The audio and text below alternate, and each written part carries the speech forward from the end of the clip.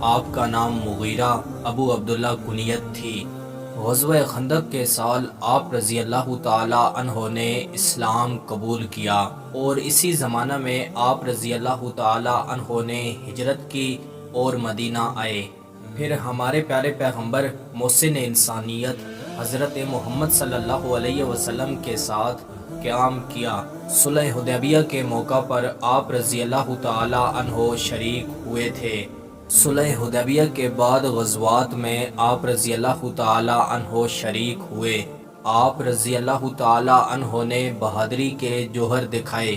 ہمارے پیارے پیغمبر محسن انسانیت حضرت محمد صلی اللہ علیہ وسلم کے وصال کے وقت جب صحابہ کرام نے حضور صلی اللہ علیہ وسلم کے جسد مبارک کو قبر مبارک میں رکھا تو آپ رضی اللہ تعالی عنہ نے اپنی انگوٹھی قبر میں گرا دی۔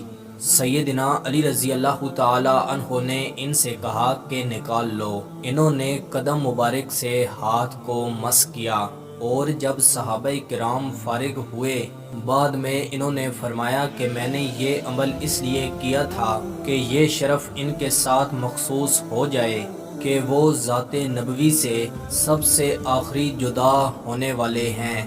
آپ رضی اللہ تعالی عنہ لوگوں سے فخر سے کہا کرتے تھے، ہمارے پیارے پیغمبر محسن انسانیت حضرت محمد صلی اللہ علیہ وسلم کے وصال کے بعد سیدنا ابو بکر صدیق رضی اللہ تعالی عنہ خلیفہ بنے۔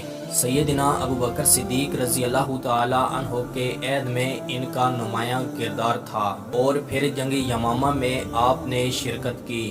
سیدنا فاروق اعظم رضی اللہ تعالی عنہ کے دور میں ان کا ذکر ملتا ہے۔ رستم کے سامنے بھی یہ پیش ہوئے تھے۔ سیدنا عمر فاروق رضی اللہ تعالی عنہ نے انہیں بصرہ کا گورنر بھی بنایا تھا۔ انہوں نے اپنے عہد میں بہت سے انتظامات کیے۔ سیدنا عمر فاروق رضی اللہ تعالی عنہ ان سے بے حد خوش ہوئے۔ سیدنا عمر فاروق رضی اللہ تعالی عنہ کے وصال تک یہ یہاں کے گورنر رہے۔ سیدنا عثمان غنی رضی اللہ تعالی عنہ کے دور میں ان کو معزول کیا گیا۔ سیدنا امیر معاویہ رضی اللہ تعالی عنہ نے انہیں کوفہ کا عامل بنایا۔